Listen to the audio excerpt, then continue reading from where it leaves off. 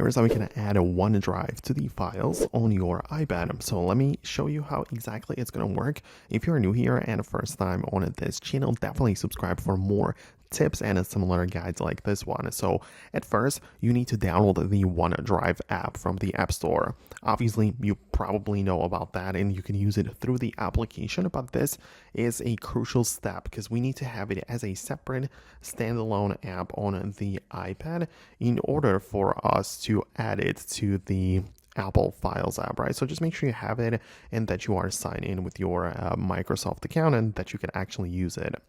But then when we move over into the Files app, in the left section, so if you do not see like the left panel, just make sure it slides out, then you should see the locations.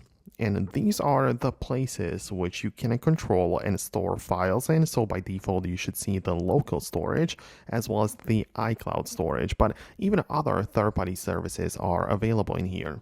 So in my case, I can already see the OneDrive, so I can tap on it and it shows up right here.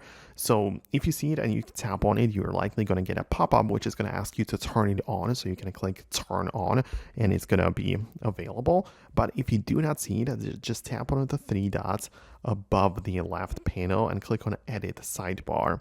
And it is possible that the OneDrive is there but not enabled. So it has to have the green toggle turned on, indicating that it is like ready to be used and part of the sidebar.